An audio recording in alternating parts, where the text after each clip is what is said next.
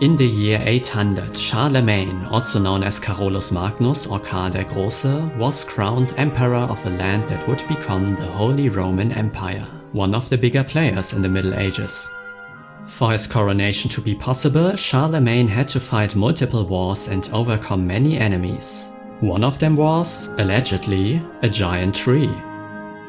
In 772, Charlemagne led a campaign against the Saxons in the middle and northern parts of today's Germany. The Saxons were not thrilled of being incorporated into Charlemagne's territory, and they were even less thrilled about Christianity, because their religion was part of the Germanic paganism. Think of Odin, Thor and Loki, but with different names, and you have a rough idea. Charlemagne, as a Christian leader, sought to destroy that religion and to convert all of the Saxons to Christianity.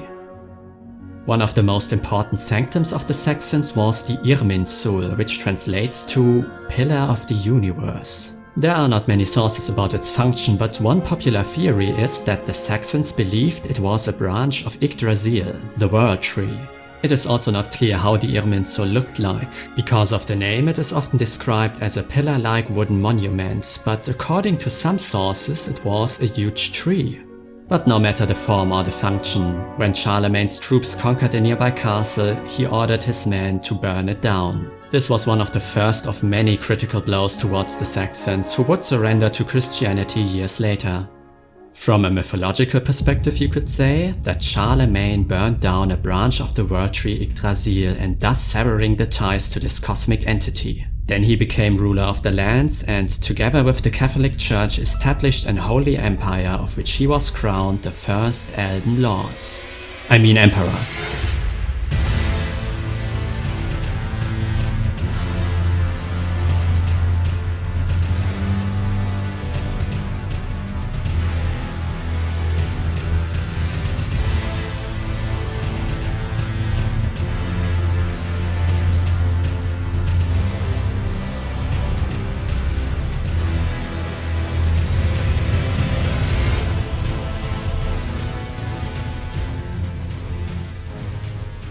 Although I didn't enjoy the biggest challenge. In my opinion, Elden Ring has one of the worst optional super bosses in all of the Soulsborne games. But that's a story for another day.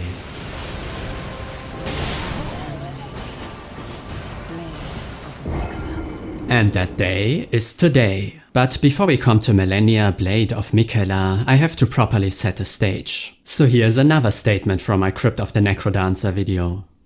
In the end, if I had to describe my experience with Elden Ring in one word, it would be exhausting. It drained a lot of energy, and when I finally defeated the last boss, I felt relief.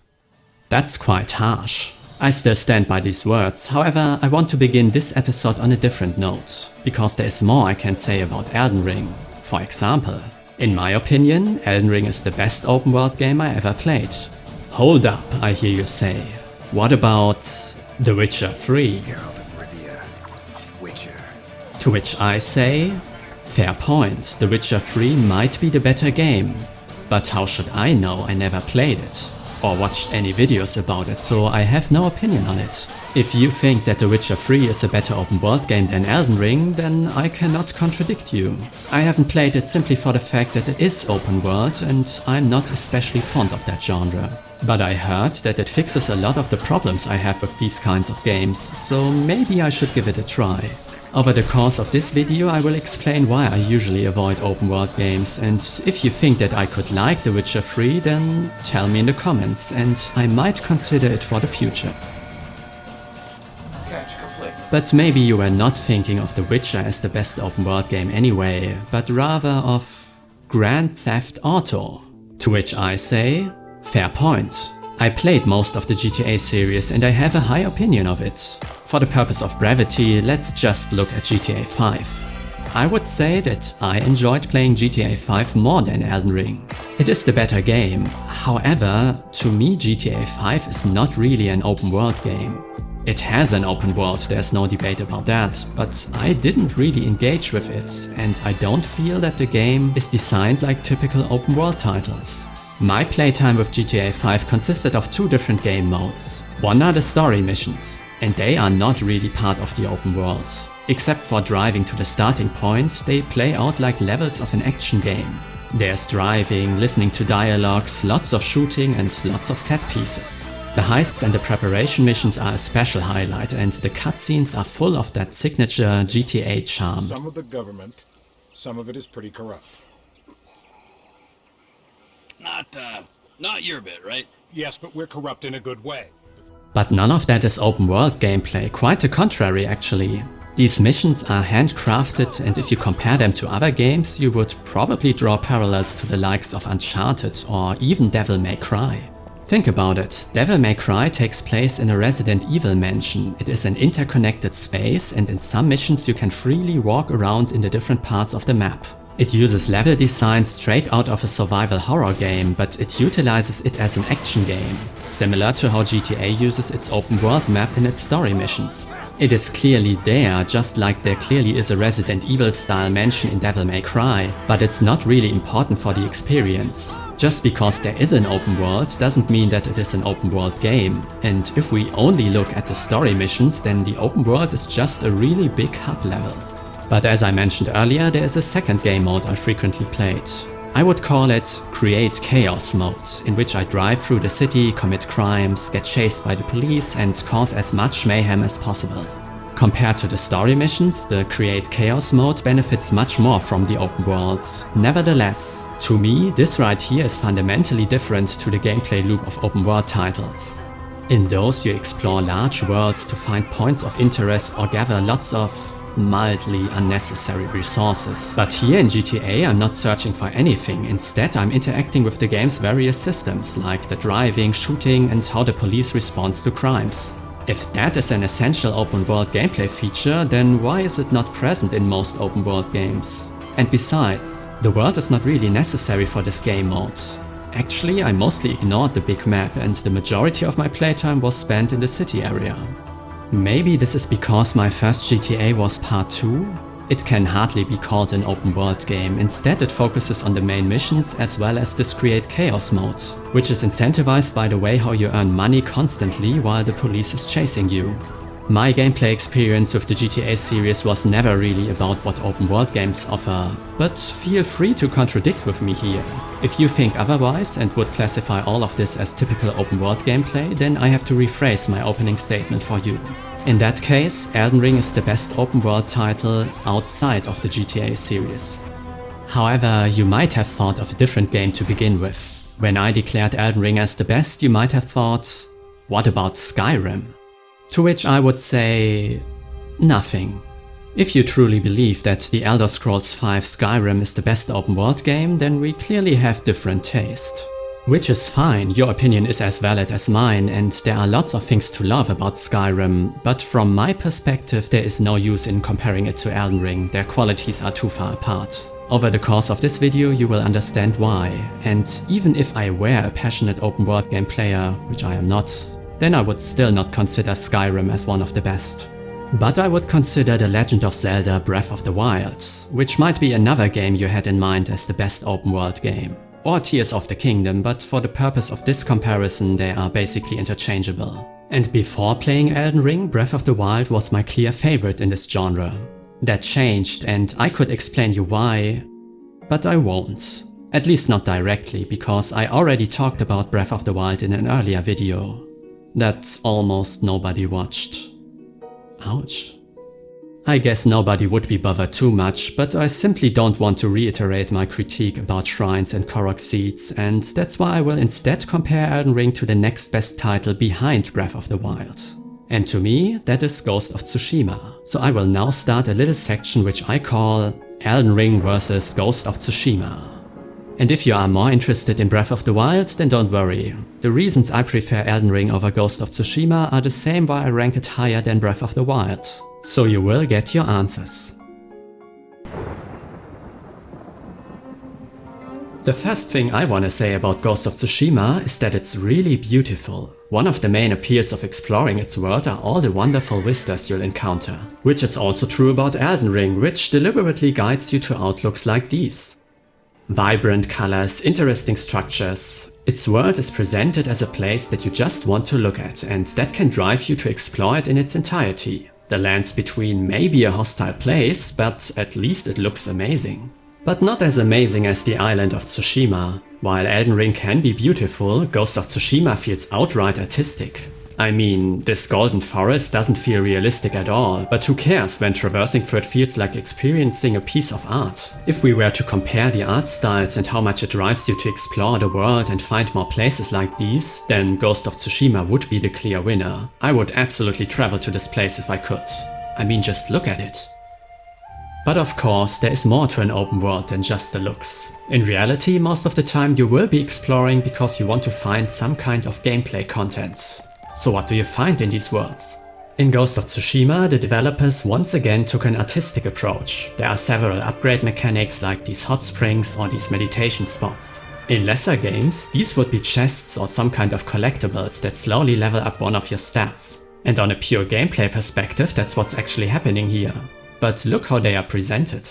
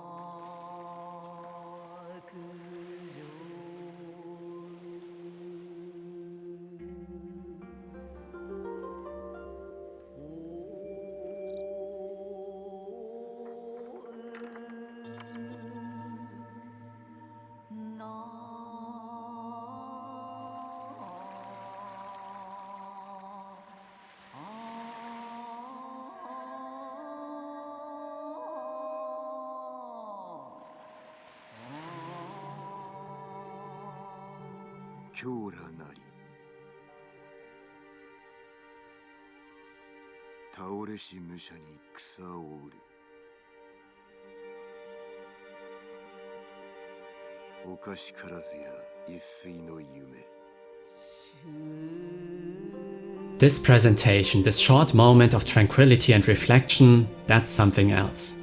The developers at Sucker Punch Productions really thought about how to make these moments special and elevate it from simply gaining some upgrades. In Elden Ring, on the other hand, we are back to a more traditional design with chests, dungeons and bosses. There's a lot to find on this map, which, by the way, has no quest markers and the like, which I appreciate. But the exploration in Ghost of Tsushima feels much more meaningful, and even though you sometimes find cool items that will alter your playstyle, in Ghost of Tsushima most discoveries feel somewhat important. Especially the shrines, which highlight another strength of this game. They are platforming challenges.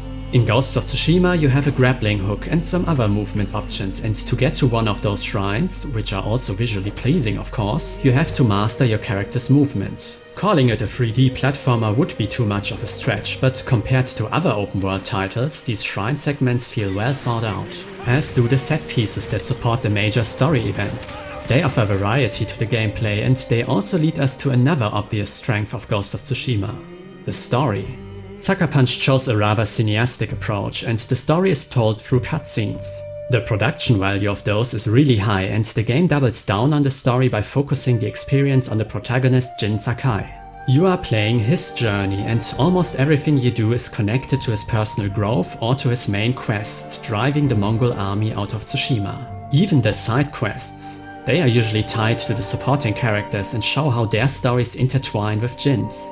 There's lots of dialogue and character development here, so whatever you do, you're always pushing the story forward in some way and you never lose sight of your main mission. Ghost of Tsushima really works as a story-driven game. I don't think it has the best story in gaming, not even close, but it manages to keep you focused on it. And even when I started to get bored by the rest of the features, the story kept pushing me towards the end.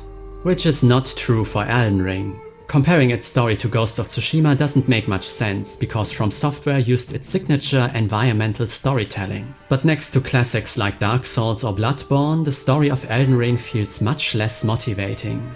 Maybe the world is just too big to fill it with meaningful environmental story elements. A place like Bloodborne's Yharnam is densely packed with all kinds of visual clues that build its atmosphere or give you hints on what is going on. And while there are plenty of those in Elden Ring as well, they get stale really fast. Look at these structures in Limgrave. Can you tell me how many there are? Way too much would be my answer.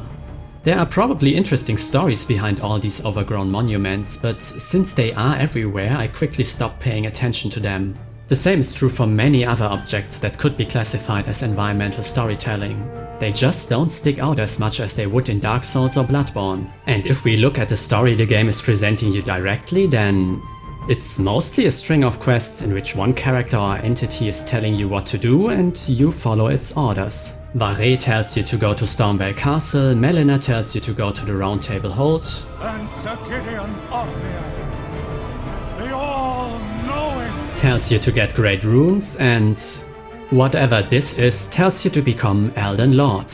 There's more to it, but the main story beats are usually like that, and your player character seems surprisingly disconnected to all of that. I'm not claiming that From Software did a perfect job in earlier games, but at least they gave your character some kind of agency, some reason to be in this place.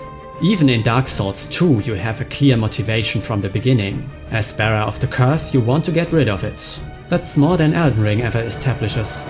So the story is clearly not a strength of Elden Ring, and at this point you might be wondering how it can still beat out Ghost of Tsushima. It is less artistic, less story driven, the things you find feel less meaningful, and overall it would be an inferior experience. However, we are talking about video games here. So what about the gameplay? Next to traversing, both games have a huge focus on combat.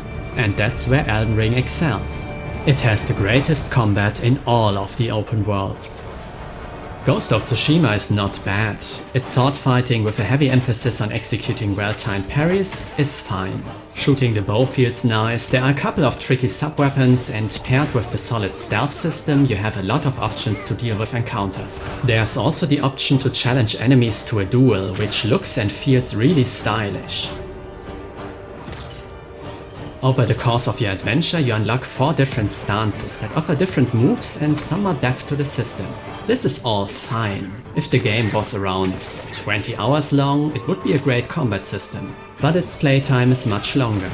I played it for more than 50 hours and at that point it got old. I started to actively avoid combat encounters. Even the 4 stances couldn't save it. They actually turned out to be a weakness of the system. They might offer depth for the more experienced player, but they also grant you clear solutions for every fight. All of the stances have an advantage against one of the 4 main enemy types. They even have icons that clearly tell you when to use them. If you attack an enemy with a shield, you better switch to the anti-shield stance, and when there is a big brute with an axe, switch to the anti-big guy style. With that, fights can get one-dimensional and have clear solutions. You could still choose not to rely on them and try to be more creative, but even those approaches couldn't keep me invested in the combat for 50 hours. Meanwhile, in Elden Ring you have fights like these. Which brings us to another problem that Ghost of Tsushima has. The enemy variety.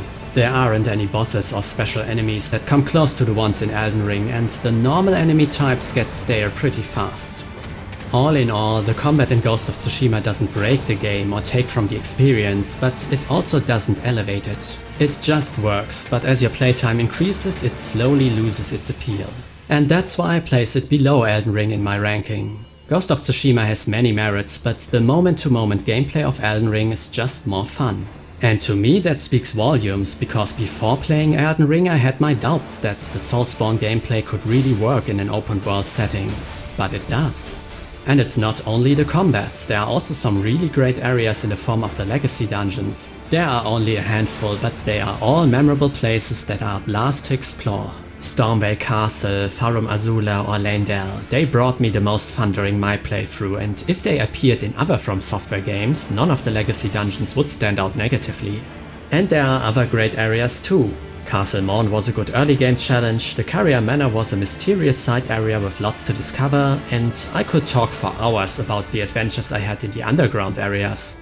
These were the moments I enjoyed, and they proved to me that From Software knew what they were doing. If Elden Ring was an experiment to combine the strengths of Soulsborne with an open world, then it was a great success. There are lots of moments that evoke the same feelings you might know from their earlier games. Tense exploration, facing great challenges and triumphant victories. And all of that is packed into a huge world that you can explore freely. Good job From Software!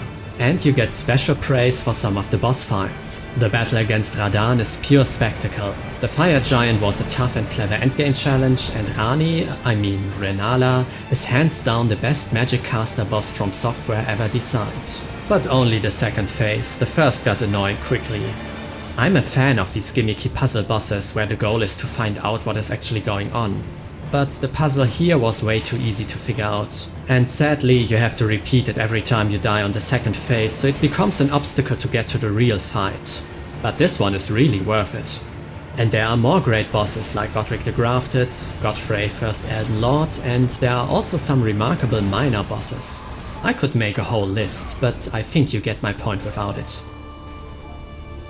So in the end, it's the gameplay that makes it the best open world game for me. The combat, the dungeons, the bosses, they are on another level. All the praise Elden Ring received, it is well earned. When reading interviews with Hidetaka Miyazaki about its development, he often points out how the team at From Software benefited from working on this huge project, how they grew with this challenge and how they want to utilize the talents of their studio in the future. Makes you wonder what From Software has in store for us. Their next games will surely be influenced by Elden Ring's development, even if they are not in the open world or Soulsborne genre. For From Software it was a sounding success, but also for open world games. Elden Ring is not perfect as we saw in my comparison with Ghost of Tsushima, but if someone were to combine the strengths of those two games, that could result in an open world game that even I could fully enjoy. Because even if Elden Ring is my favorite of that genre, it still had a lot of unfulfilled potential. For me it is the next step in the evolution of open worlds, but it is still plagued by some of its most critical weaknesses. This is where I will take the gloves off and explain why even Elden Ring with its great combat couldn't convince me of the open world formula. I am aware that this is just my perspective, and if you are an open world fan, the following bit of the video will probably not make that much sense. And even though I will get very negative, I want to stress again that Elden Ring deserves all the praise it got. It is my favorite open world game after all, but it also deserves fair and constructive criticism. Who am I kidding? The rest of the video will be controversial no matter what I say now. Probably not as controversial as that one proclamation in my last video when I said, I hate Sakuya Izayoi. Now that I have played Perfect Cherry Blossom, even I am shocked by that statement, because Sakuya is the best in Toho 7. And if you have no idea what I'm talking about here, then you should definitely do some research. You should at least have some basic knowledge about Toho if you want to pass your expert gamer license test. But enough talk!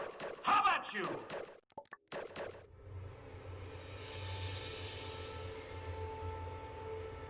The first hours of Elden Ring are pure magic. This is true for most open world games. The moment you open that door and enter Limgrave, or the moment when you jump off the plateau in Breath of the Wild, or when you leave the vault in Fallout 3, this is when you start exploring a whole new world and where these games shine the most. Everything is new and you are on an adventure. My first play session led me on a wacky adventure where I was ambushed by a dragon, fought an Outrider Knight from Dark Souls 3 and later a Nazgul. Then I ended up in Castle Morn and defeated my first proper boss. It was great, and at this point Elden Ring still hid most of its secrets from me. Back then I didn't even know how to level up or how much torrent rules. You can't beat a double jumping horse. But this initial feeling of adventure slowly fades away as you learn more and more about the game. For me, it ended right after I conquered Stormveil Castle. This dungeon and its amazing boss fight were a highlight of my playthrough, and afterwards I decided to go to the Weeping Peninsula. Since exploring Stormveil Castle was so rewarding, I thought, why not check out the peninsula before I move to Liurnia? What a grave mistake. Because the Weeping Peninsula sucks. I explored the full peninsula, went into every corner, every dungeon, and what did I find? Well, there was the Erdtree avatar. It was not the first one I encountered, but the first one I fought. Then there was an Everjail with this fellow and his unusual fighting style, and the Walking Mausoleum of course, which was an impressive discovery and a cute riddle. If you add Castle Morn to that list, then you already have all the good events you can find on the Weeping Peninsula. The rest of this big chunk of island is filled with some mildly interesting content and a lot of boring encounters that don't add anything valuable to your experience. At least from my perspective. If you like collecting a lot of stuff, then you will get your fill here. But for me, look at this village for example. There are some strange acting enemies which prevented it from feeling completely redundant, but you could easily cut this place out and I wouldn't miss anything here. And this village is one of the better examples. There are so many flowers, bats or tentacle beasts you fight here. Exploring the Weeping Peninsula feels like a chore. And don't get me started on the mini dungeons. Actually, I have to talk about the dungeons at some point, so let's get it over with now. There are 5 of them on the peninsula and they all play out the same. You go through a mostly linear structure, maybe have to pull a lever somewhere, fight 1 or if you're lucky 2 enemy types, and at the end you fight a quote-unquote boss. But I refuse to call this a boss. This is just a normal enemy with more health. And this is also not a boss. And neither is that, we had more than enough of them on the peninsula already. At least this dungeon had the decency to feature a notable gimmick in the form of a poisonous swamp. That's more than the other dungeons had to offer. In summary, the mini dungeons are a waste of time. There's no engaging gameplay here, and after you have experienced one, you know them all. So why should you go into one?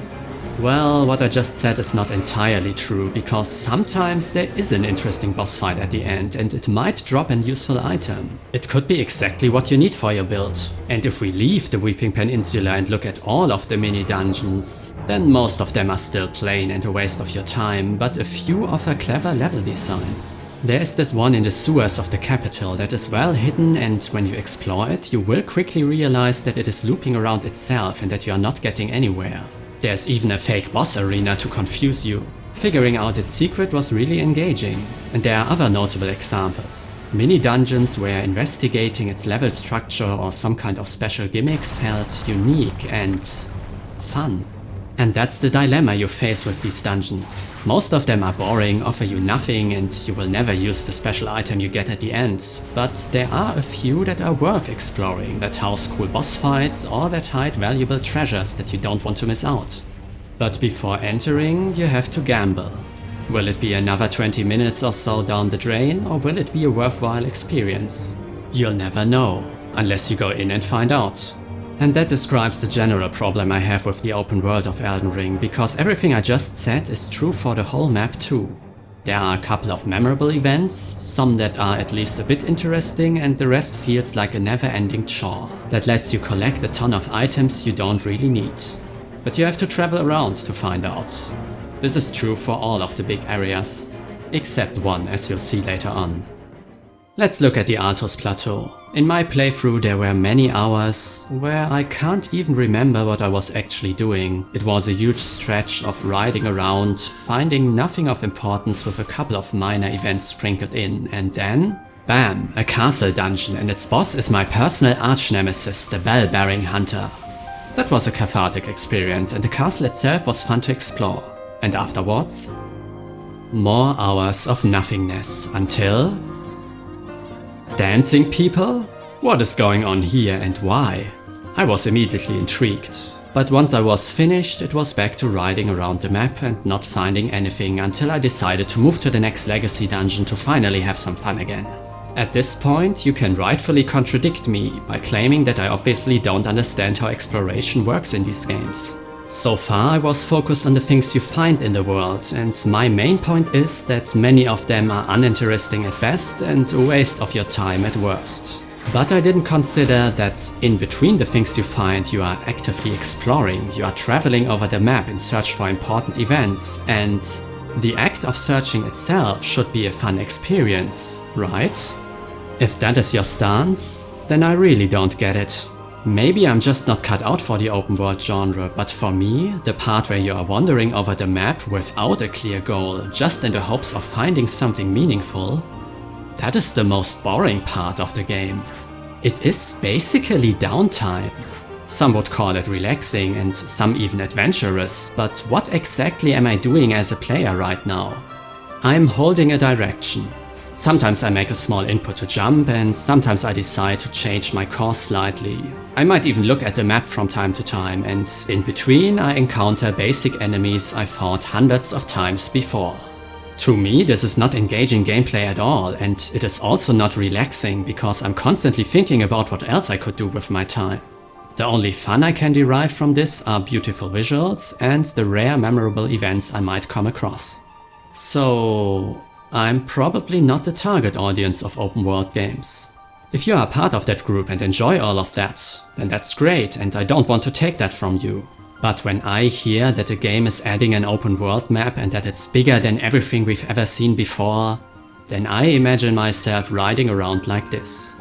I don't want to explore a huge map. I want to deal with cool events, gameplay challenges or clever levels. And the bigger an open world, the harder it is to find those. That's why I usually avoid these games and why I'm so focused on the things you find. Without them, the huge map has not much worth for me. Fortunately, Elden Ring has a lot of cool events in store for us, so from time to time even I felt this feeling of being rewarded for exploring. However, sometimes that feeling was overshadowed by a heavy dose of déjà vu. One reason I enjoyed the legacy dungeons as well as the underground areas was that they felt unique. Their level design and the encounters you have here create this feeling that you are in a special place like no other in the lands between. And this is true for some parts, but not for all. This boss fight in the Raya Lucaria Academy against the Red Wolf of Radagon felt like a special moment, until I encountered many other of these wolves in the open world. The same happened with many enemies. Let's take the dragons. My first bout with one of those ended with a tense and triumphant victory, which was repeated over and over again until it lost all its tension and triumph. At the end of the game I killed this ice version, and yes, the elemental damage and the frost status effect offered some minimal mechanical variety, but in the end you are fighting the same dragon way too many times and only the damage numbers and smaller gimmicks change. This drains all the excitement of encountering another of these dragons, and unfortunately this is true for most bosses. I could also bring up the mini dungeons again or point out other elements of the open world that are repeated way too often. Here's the list of the memorable events of the Weeping Peninsula again. If you played Elden Ring, then you know that all of them were repeated plenty of times over the course of your journey, which makes them less memorable, redundant. So now we could cut out the whole peninsula and wouldn't lose anything that you cannot find in another place. Only Castle Morn gets a pass. If we were to dissect its components, then we could easily find them in other areas again, but at least it is strung together by a side quest. That makes it a little bit unique. In general, there is too much repetition in Elden Ring. And if we circle back to the topic of exploration, how can the exploration feel meaningful if at the end you encounter a boss you have fought 4 times before? Or it's just another of these mausoleums? Or a mini dungeon? And even worse, the repetition of these encounters also diminishes the immersion. It clearly shows you that this is just a video game which follows clear rules and where copying and pasting content is the norm. But the worst offenders for me were those repetitions that destroyed something that was clearly unique before. In the Altos Plateau there is this Ever Jail where you have a rematch against Godric the Grafted? Yeah, I know, it has a different name, but come on, that's just the same boss.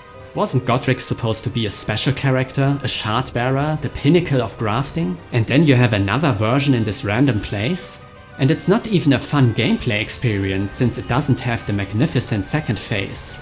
So you are fighting a weaker, less interesting version of a boss that was supposed to be a unique event. And sadly, Godric isn't the only one. At least I was lucky enough to never find a second version of Astel, so he wasn't ruined for me. All of these repetitions serve a clear purpose: to fill the big world with cool events. But I would argue that they achieve the opposite. Each time I stumbled over something I already encountered, it made the world less attractive to explore, and the enemies and events that get recycled a lot, they felt outright meaningless to me. And since I already pointed out that the big map by itself doesn't bring me any joy, you might be able to understand why Elden Ring felt exhausting for me. But there were also some refreshing encounters. The NPCs and their quests are one of the most important components of a Souls-like world. They fill it with life by offering different perspectives and plot lines that are only loosely connected to your own. A big world like the Lands Between desperately needs this injection of life, and some of its NPCs deliver plenty of it. Take Best Boy Alexander.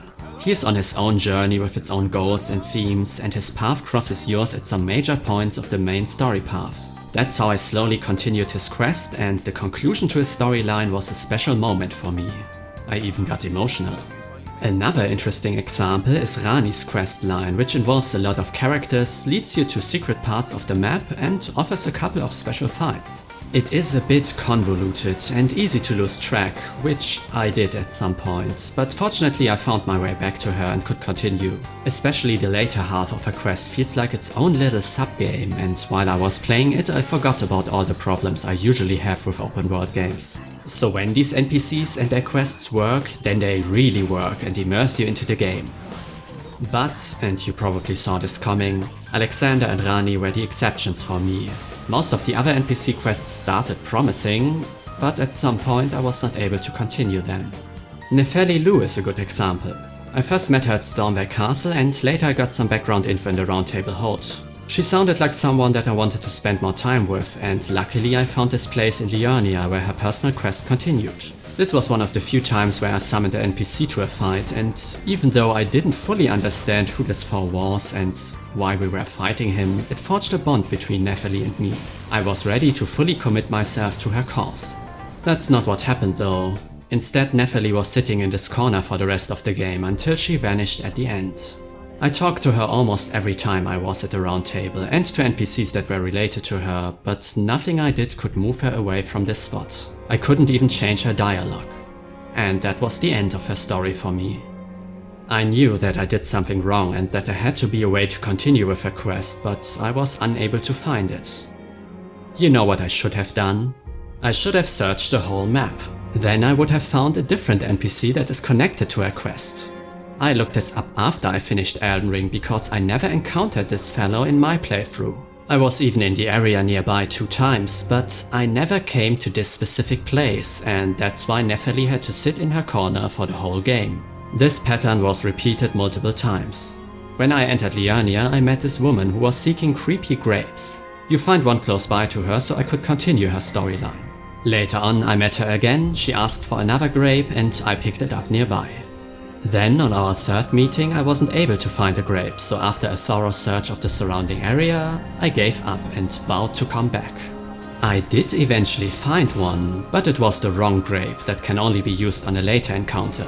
After that I never met her again. Which is silly, because I just should have searched the whole map. Then I would have found the correct grape in a random place on the other side of Liurnia. Did I miss a crucial hint here? Because this whole searching the whole map business sounds pretty annoying to me, unless the game offers you some sort of direction. These were 2 examples, but in reality I failed most of the NPC quests because I didn't search the whole map. There are a bunch that I never met again, or that just kept sitting around in one place, seemingly unable to continue their journey. And that was frustrating. Here was some content that I really wanted to engage with, but I just couldn't because I simply didn't search the whole map. So when you do it, or you are lucky enough to randomly find the right places, then this can be really fulfilling. But I missed out on that. My low point was actually during the Rani quest. I told you that I lost track of it at some point, and that was one of the worst experiences I had with Elden Ring. The story goes like this. At some point you and Cool Guy Blight venture to the underground to find the entrance to Nokron, an antique city. This felt amazing because the underground with its much smaller and well thought out areas is a highlight of the game. But eventually Blight and me got stuck and he suggested that I should ask Selovis, another one of Rani's team. I went to him, but he couldn't help me neither and instead told me about a sorceress named Selen who I needed to find. At first I thought that this was a dead end, that I needed to search the whole map now. Then I remembered something. I had heard the name Selen before. I looked at the map and found her. On the Weeping Peninsula. Plot twist. This is the big redemption. The Weeping Peninsula was worth it after all. This is the big payoff of all that time I thought I wasted here. Back then I couldn't have known that she would be integral to Rani's quest, but now this big chunk of nothing had suddenly gained a purpose. Selen was the true treasure of it. So I teleported back, went down to her and... nothing. She didn't really talk to me. This was the same dialogue I got from her during our first meeting and nothing I did could change that. So here's another plot twist for you. The Weeping Peninsula still sucks and there's nothing of importance here. Even when I went back to Selovis, he didn't acknowledge my meeting with Selen in the slightest. and Blight was still clueless in the underground, as was EG at the manor, and Rani was still asleep. I had 5 NPCs to interact with spanning multiple areas, and none of them could help me continue this quest. In a desperate attempt I explored a different underground area, but it was no use. I failed. You know what I should have done? I should have searched the whole map, because then I would have found, and this is no joke by the way, a second location with Selen. That's how you progress NPC storylines in this game.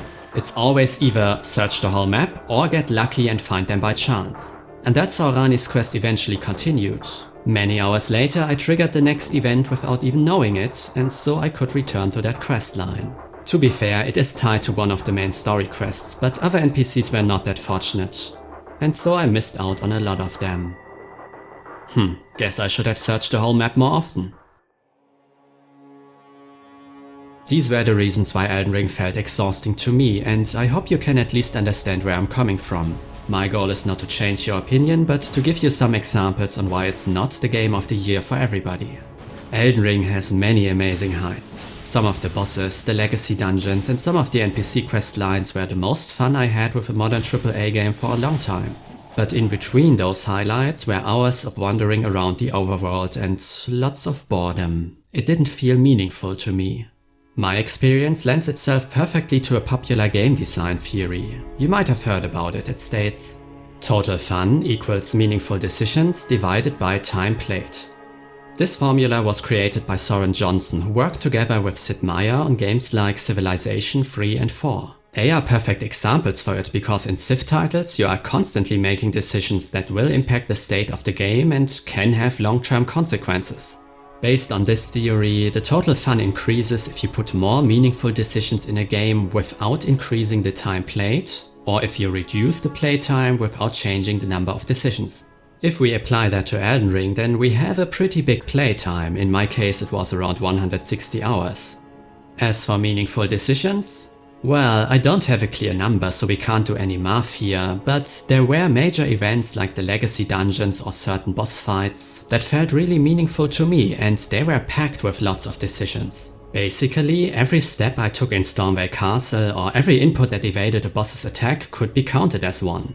And even while traveling around aimlessly in the open world, there were some meaningful decisions from time to time, like aborting this journey and instead going to a legacy dungeon. So the overall number would be rather high, but divided by 160 hours it would probably not be impressive.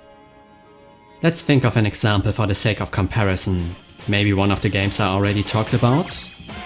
No, Space Channel 5, not today. How about Crypt of the Necrodancer? I played it for around 25 hours, which is pretty long for a game like that, but during gameplay I had, well, one meaningful decision per beat of the music. That's the beauty of Crypt of the Necrodancer, it forces you to make decisions all the time.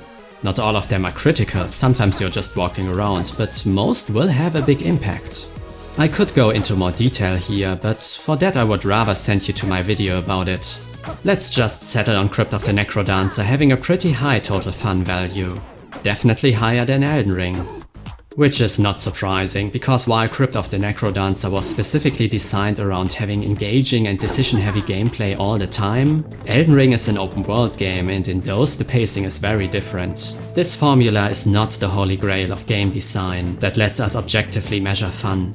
Besides, what constitutes meaningful anyway? I looked at it from a gameplay perspective, but that's a very individual and subjective take. You might value different things.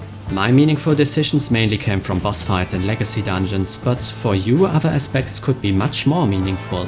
Like traveling the whole world, uncovering all parts of the map or collecting as many things as possible. Seeing all the artistry that is hidden in the lands between, min-maxing your build to cheese even the toughest bosses, or simply getting some relaxation after a long day. Who is to say that these are not as meaningful as my focus on gameplay-driven decisions? So if you ask yourself what is meaningful to you in a game, your total fun result could be completely different. Maybe it would be a valuable exercise to look at your favorite games and try to analyze them based on this formula. You might get some insights on your own taste. It could also answer the question what your favorite open world game is. For me, Elden Ring has easily the most meaningful decisions per time played, but for you it could be Red Dead Redemption 2? Maybe that was the game you were thinking of in the beginning? It is probably a worthy contender, but how should I know? I never played it, so you will have to make that comparison for yourself. I will instead tackle another topic here, and that is, what can be done to improve Elden Ring? I brought up several points of criticism, and while I'm not a professional game designer, I still put a lot of thought into the question how Elden Ring could be changed so that these points would be resolved or at least get mitigated a bit. There is an easy answer. Cut out the open world, connect all the legacy dungeons and the more noteworthy areas of the game, make the experience more linear and adjust the difficulty accordingly. And then we would have Dark Souls 4, which would be a big failure. This whole experiment, combining Soulsborne gameplay with an open world, that's Elden Ring's identity, and that's how From Software created the next evolutionary step for the genre and for itself. If I wanted to change anything, this identity would still need to be intact. Elden Ring still needs to be an open world game. So how could that look like? Here are my suggestions. First, we need to cut everything that is repeated in half. In my hypothetical Elden Ring, there are half the number of mini-dungeons, half the number of dragons, half of these magical riddles, basically half of everything that's not a legacy dungeon, an NPC or a unique boss. So at first, the open world would get emptier, but with that I want to make everything you find more important. Let's take the mini-dungeons as example. With only half of them, we can distribute the interesting level layouts, fun gimmicks and boss fights so that more of them feel unique and interesting. Also, we still have all the special loot from the dungeons we cut, and we can put that into the remaining ones. So instead of just finding 1 or 2 valuable items, you get double the amount per dungeon. With these changes, each mini-dungeon should have more incentives for you to exploit.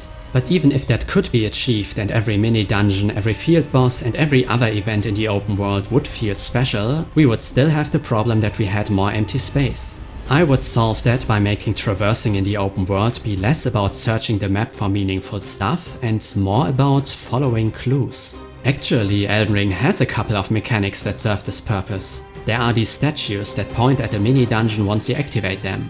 And sometimes you get a piece of a map like this and you need to find out where that could be. There are also these ghostly figures and hints you can buy from merchants. All of them could be used in a more direct way. In example, let's imagine you find one of these statues, but instead of having this generic look, it would resemble a scholar of the Raya Lucaria Academy with a big magic wand and a spellbook in hand. And when you get to its dungeon, you'll find magic-themed enemies, 1 or 2 spells you can pick up, and beating the boss grants you the same magic wand that the statue had. Maybe you were not playing an intelligence build and these were all useless to you, but the next statue you find is a knight in a heavy armor set wielding a giant axe. With that you would have a general idea what kind of dungeon and what treasure you can expect. Another example. You buy a hint at one of the merchants and it tells you a little story of a blacksmith who stole a huge chunk of ore from the capital and hid it in the wilds. And with the hint you also get a map piece that can lead you to the right area.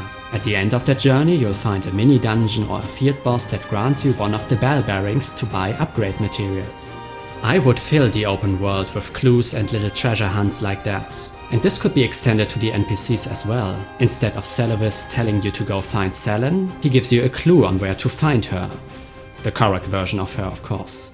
In Fia's questline there is a great example for that, and I wish the game would offer you direction like this more often.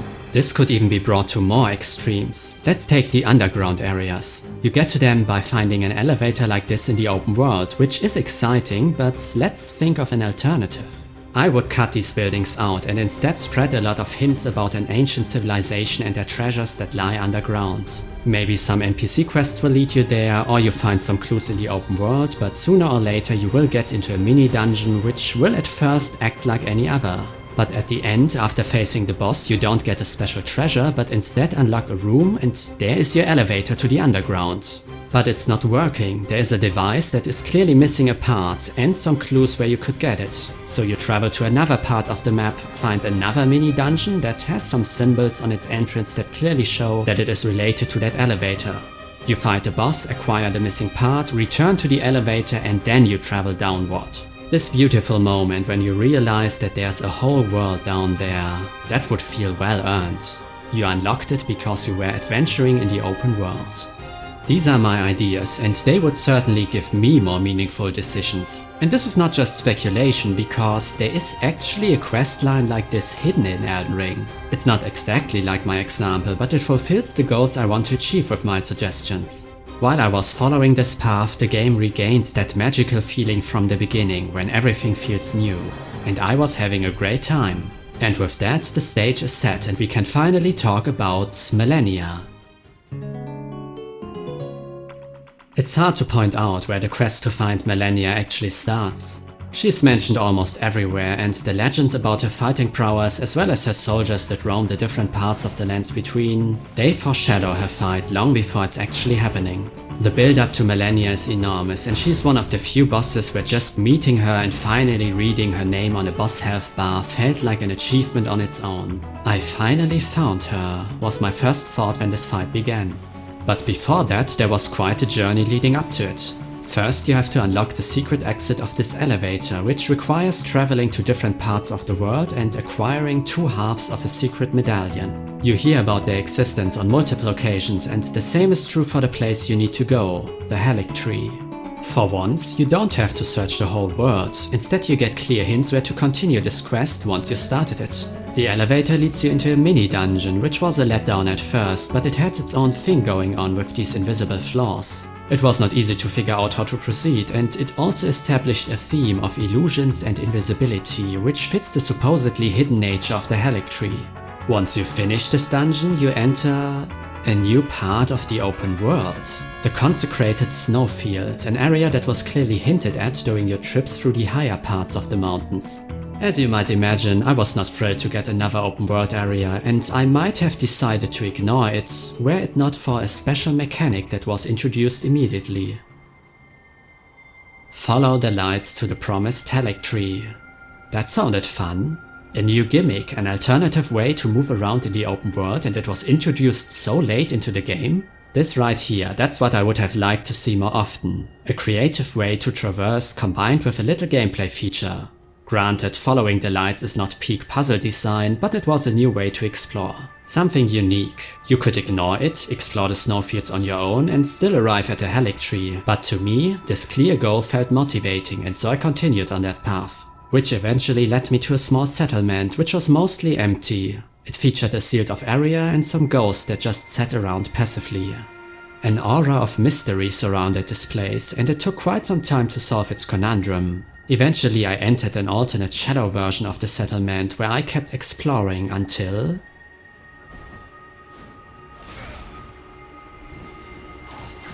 Invisible enemies?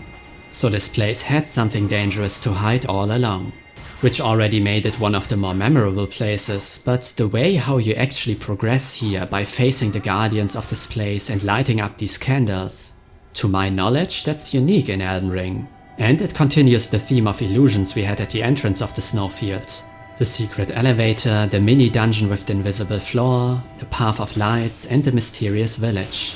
They tell a strong story. Somebody really wanted to hide a valuable treasure from the rest of the world.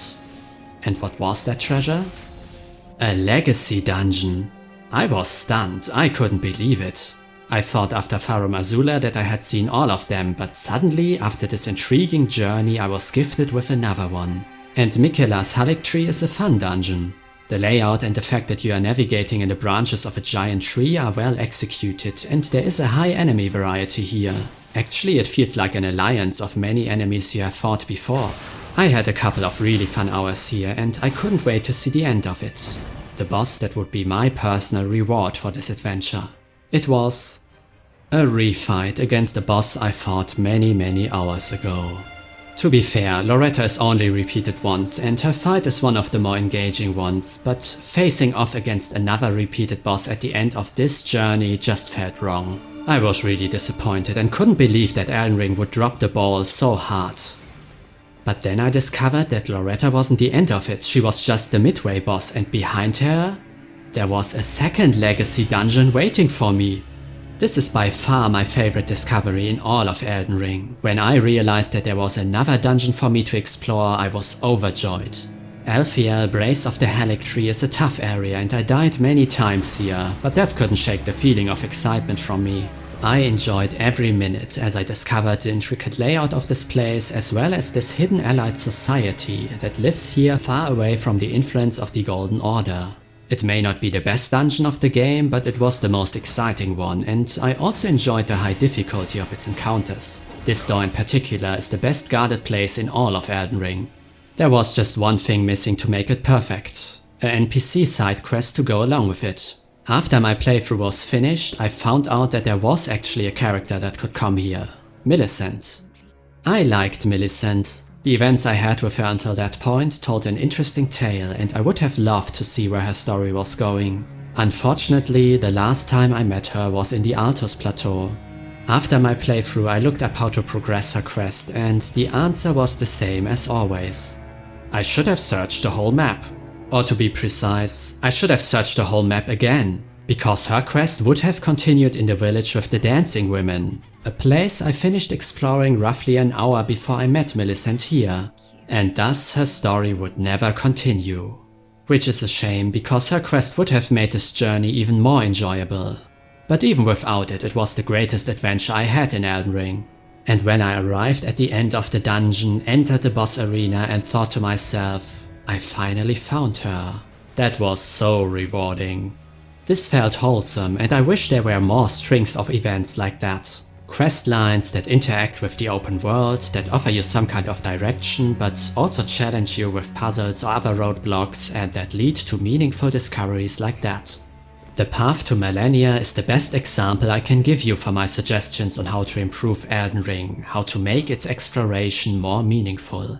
And that would be a fantastic ending for my story here. But after I found Malenia, I also fought her. The fight against Malenia is remarkable in multiple ways. Next to the final boss and maybe Radahn, it has the most effective build-up. It is also visually on the spectacular side, which is mostly due to her character design. You cannot deny how cool she looks. And while her fighting style lacks the heavy use of effects like you see against Radahn, it is still pleasing to watch Malenia as she moves slowly but elegantly and transitions into these flowing attacks. And if that is too plain for you, there's also her second phase, which starts off with this amazing transformation before immediately showing you one of the most beautiful attacks in all of Elden Ring. The whole presentation of this fight is top-notch, and how the second phase mirrors lots of the elegant movements of the first while adding all of these effects, that's just masterful. And hype as hell. But what about the game design? Well, Malenia is first and foremost an endgame challenge, which means we have to talk about difficulty first. And in Elden Ring, the difficulty is all over the place. Which is actually not a problem, because thanks to its open world nature it can benefit from having some unexpected hard encounters from time to time. Elden Ring doesn't need to follow a traditional difficulty curve, which slowly increases to match the player's skill. Although the areas get harder the further you progress, but instead of following that trend rigorously, the game can allow the player to travel to other places whenever they should feel outmatched or ill-prepared for an upcoming challenge. Navigating through this world, avoiding the tough challenges and returning to them later, that is probably the intended way to play, and it offers another reason to explore the world. Not for me though. When I encountered a boss or an area where I was clearly underleveled, I enjoyed that extra challenge. It was fun for me to bash my head against a wall like that and overcome it with patience and determination. I fondly remember a lot of the bosses that felt unreasonably strong for their area. There were also some questionable difficulty holds, where encounters that should have felt challenging just melted in front of my superior damage and health numbers. The worst experience in that regard was Morgoth the Omen King, who I defeated on my first try. Not because I was such a good player or because I anticipated all of his tricks, but just for the fact that my health and damage was high enough to power through. It felt like I missed out on an otherwise cool fight. But that was my individual experience, and that's part of the magic of Elden Ring.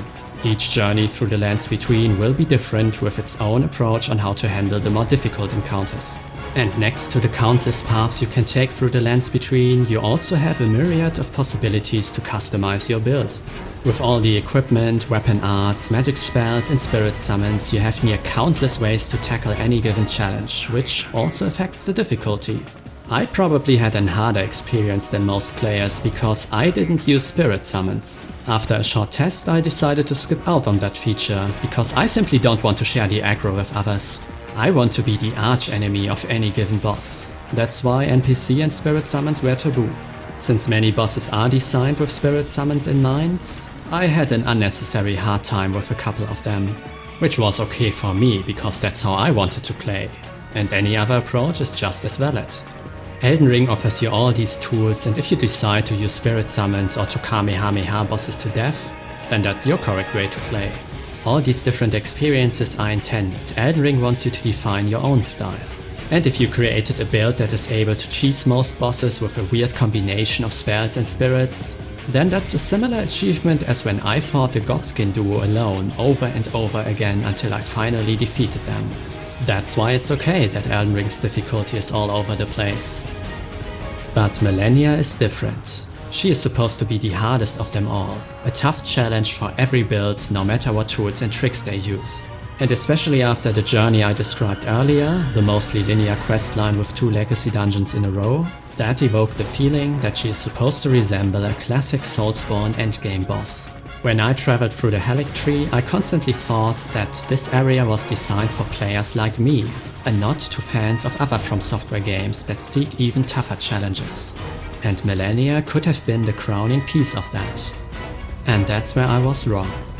As I said earlier, with all the choices you have for your build, your bouts with Malenia could have felt much different. But to me, it was frustrating, depressing, and at the end hollow. So how did I fight her? I had a rather peculiar playstyle. You probably noticed that in the footage I've shown you there is a wide array of different weapons and armors. They are all from the same playthrough, my only one, and I made it a habit to change my equipment whenever I defeated a major boss or cleared a bigger area. That's why I dual-wielded daggers while in the Raya Lucaria Academy, and I used this fire whip after I cleared the Volcano Manor. I basically used whatever felt cool and was worth to try out. And when I arrived at Malenia, my loadout consisted of a shield and axe combo. That was a throwback to my starting gear. And dual-wielding these petal whips. Because why not? And I didn't care if this was effective or not. As long as this build didn't clear a major boss, I didn't want to change it. Unfortunately, the shield plus axe style proved to be highly ineffective, so it was 2 whips for the rest of my attempts. Here are the stats I had when I started this fight. As you can see, I was mostly using a strength build with a significant dip into faith. Using elemental buffs was part of my general approach, and the Blood Flame spell was the most effective here. It had also brought down Radahn many hours ago, so it felt fitting to use it again. Level 99 was my self-imposed cap that I didn't want to exceed, and we will see how that turned out. It was similar with my weapons, which I didn't increase past level 15 at this point. Since I changed my weapons so frequently, I wanted to save the high-end upgrade materials. As for battle arts, I did some experiments in this fight, but nothing proved useful. And I of course stuck to my approach to not use spirit summons at all. That was all about my build, so let's switch to my opponent and see what she brings to the table. Malenia is surprisingly passive. When she is far away, she is slowly moving towards you or sideways, so you often have time to breathe in between exchanges. But she is not slow. When she wants to, she can be rather nimble and jumps around. She also has a couple of gap closes, attacks where she moves in fast to strike. The more dangerous ones have long charge-ups, and in between she sometimes uses her grab attack, which comes out fast and has a lot of range. Her moveset is all about spacing, and she can build up a lot of momentum, but as you learn her attacks, you will be able to evade most of them consistently. Her approach has one major weakness though, and that is her low poise. It is easy to stagger her and even interrupt her attacks. Most of the time, because the ones with longer charge-ups tend to have hyper armor. This makes the fight feel fair and like facing off against someone at your level. I like slaying giant monsters, but a duel against the master of their weapon with a moveset that could, theoretically, be used by a player character, that is something special. All in all, Malenia reminds me a lot of a certain someone. But she has more tricks up her sleeve. As you might have noticed, the damage she dealt to me was not overwhelming. It actually felt fair, were it not for a bonus effect that all of her damage does. Malenia heals herself whenever she hits you, even if you block her, and that's the reason why I dropped Axe and Shield after the first attempt. This was the first big problem I faced. because when you look at her health bar you'll notice how little damage I did. If I didn't dodge most of her attacks, she was easily able to out-heal me. And this was actually the first and only time in my whole playthrough when my damage numbers felt too low. There were other instances where my attacks didn't do much to a boss's health bar, but they could be overcome by learning their behaviors and finding the safe spots to attack. By getting really good at a fight, every boss could be defeated, no matter how underleveled I might have been. But for Malenia, getting really good was not enough. I needed to reach perfection. Don't get hit at all, or at least as little as possible, because every mistake throws me back a lot of attacks.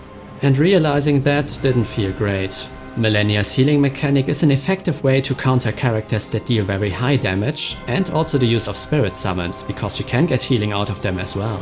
It becomes an arms race to out-DPS her healing. My build actually had an answer, because the whips I used and the blood flame buff caused a bleed status, which takes a substantial chunk out of her health. She could out-heal that as well, of course, but it made a victory against her more realistic. And even if you use all the tools you have available, this healing still offers a challenge to all players who are not completely overpowered. But for someone like me, who was playing a more classic Soulspawn style, she was not a challenge, she demanded perfection. And after the journey that led to her, that felt disappointing. Malenia was obviously not designed for a player like me. But if it were just the healing, I could have had my fun. But it's not just the healing. There's also that one attack, that one bloody cursed attack that made it impossible to play perfectly against her. The waterfall dance. Now, many months later, it is weirdly intriguing to watch how I struggled with that attack, but back then it was frustrating to get one-shotted over and over again. Finding a method to avoid the waterfall dance is a punishing experiment, because failing usually kills you. And if you survive, look how much healing she gets out of it. This is not a once per battle attack neither. Malenia usually gives you a longer break before using it again, but you will have to face it multiple times in each fight, so you better find a strategy to dodge it completely. To my knowledge, there are a handful of ways to consistently avoid it, and they all need a specific combination of movements and inputs. Getting a tiny part of it wrong can result in huge damage, and you also need to get moving as soon as she begins winding up the attack. This long charge animation here is worthless because she will cover enormous distances and track your steps. For me, it was during attempt 28 when I finally discovered a method to avoid the waterfall dance.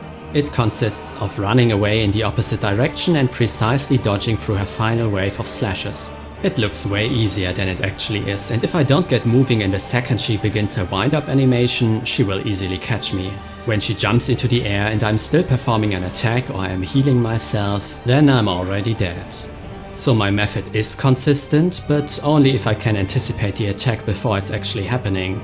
That forced me to a more careful playstyle where I didn't use many attack strings but rather single swings. And even all of that didn't prevent many deaths to waterfall dance in my later attempts. This attack is the most devastating in all of Elden Ring and probably in the whole From Software catalog. And combined with her healing ability, it brought me to the edge of my capacity for pain.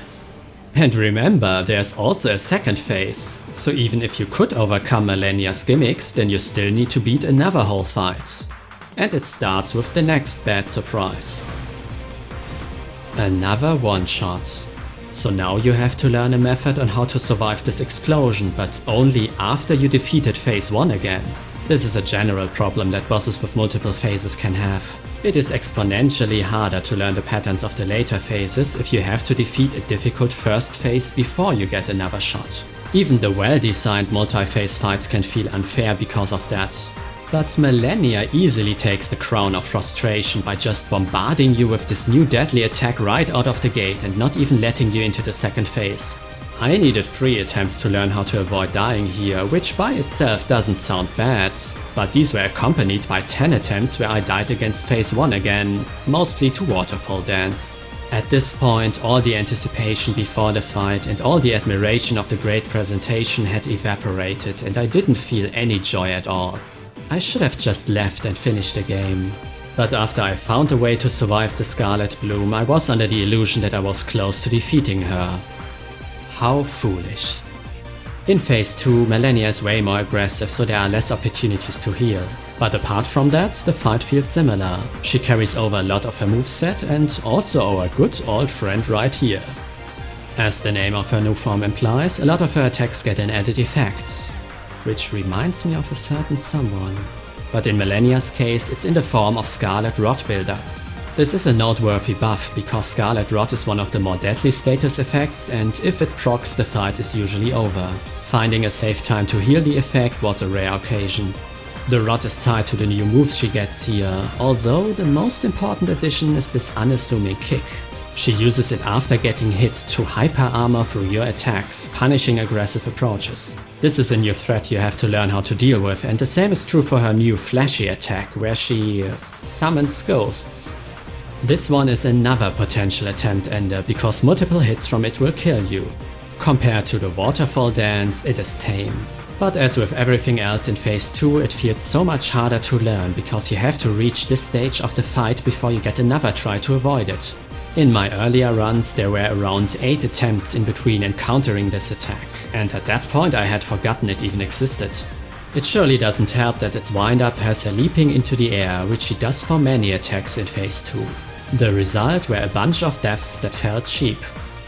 I have the feeling it was only added to raise the difficulty even further. By itself, it's not that special, and this is true for all of Malenia's attacks and gimmicks, except for that bloody waterfall dance. But they kept adding stuff to give her more ways to counter different playstyles. She didn't need this attack to be a tough boss fight, and neither the Scarlet Rot, the healing effect, or this grab attack. It feels like difficulty was the main driver here, and From Software kept raising it.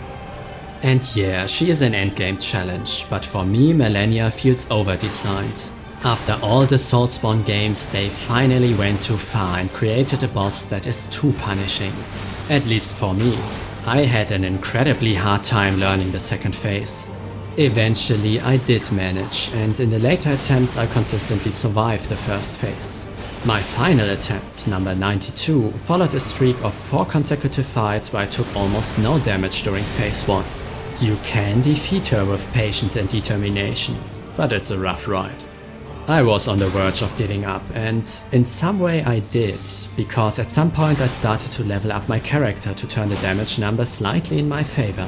When I first encountered Malenia, I was at level 99 and my whips were both at 50. At the end I was at level 110 and both weapons were upgraded to level 24. My original playstyle had failed. But these level ups allowed me to get to the second phase more often, and that's how I learned to deal with her new moves. I only had to sacrifice my playstyle for it. In the end I was successful, but when she was finally defeated, I didn't feel any pride or relief, not even anger. I didn't feel anything. It was a hollow victory over an enemy that just didn't feel right to me. Why did I even fight her in the first place? What did I gain here? These questions ran through my head, and they accompanied me through the rest of my playthrough. Together with another that started off as a silent voice in the background, but it persisted even after I finished Elden Ring. It asked me, how long does it take to get to Lady Maria of the Astral Clock Tower? A corpse should be left well alone. So I reinstalled Bloodborne. The answer is you can get to her quite fast if you know what you're doing. However, he is standing in the way. Oh boy, here we go again. But that's a story for another day.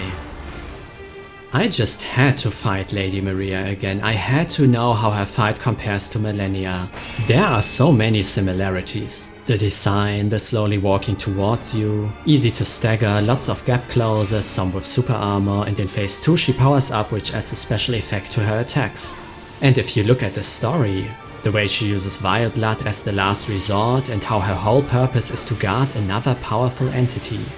In my head, I had already written this bit before I actually fought her. I wanted to conclude that Lady Maria is basically Malenia but better because she's not over-designed. And it's not completely wrong. There is no healing, no status effect and no one-shots. Lady Maria has these long-range attacks that can kill you if you are not fully healed, but even if you are low level she will at least need 2 hits to finish you. And the spectacular attacks she gains in her later phases are all easy to learn. But that's not the main difference that sets Malenia and Lady Maria apart. When I fought her again, it was a tough experience, but it was also rewarding.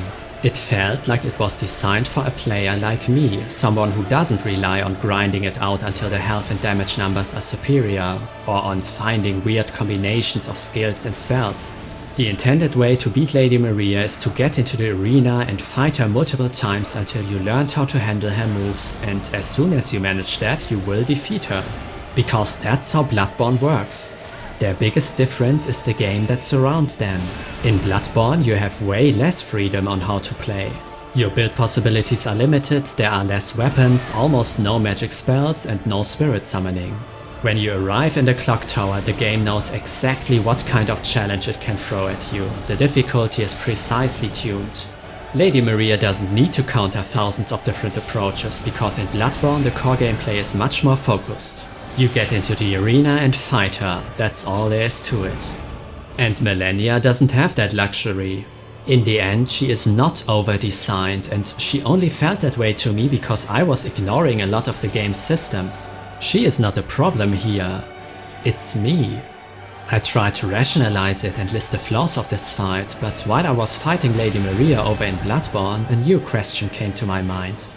Why did I fight Malenia? Why did I challenge the ultimate boss of a game that I was not into? A game that felt exhausting to me and which I insisted to play in a way as I played Soulsborne games. Of course I would have a tough time with its hardest boss. Of course it would be a frustrating slog and a hollow victory. The fight against Malenia? It's just not for me. I want to reiterate one important thing. Elden Ring was a huge success. Its combination of an open world with Soulsborne elements created a game like no other before, and the amounts of players that enjoyed it is overwhelming. But I'm not one of them. I did get a lot of enjoyment out of it, but Malenia, as well as many other much less dramatic instances, showed me time and time again that this game is just not my cup of tea. That I have to force myself to continue, and that its best parts are the ones that remind me of other games. Sometimes a game is just not for you. And that's okay, that's what defines your taste. And blaming a game for not catering to your taste says more about you than the game. That's how my time with Elden Ring ended, with a weird self-recognition. That's also why I didn't play the DLC, and why I won't play Elden Ring 2 if that becomes a reality. I don't regret my time with it, there were fun moments, but I definitely regret that I forced myself to defeat Malenia. If you enjoyed Elden Ring to the fullest, or are a fan of open world games, then she can be a fulfilling challenge, the highlight of your playthrough. As for me, well, I would rather fight Lady Maria again, because that's my kind of boss fight.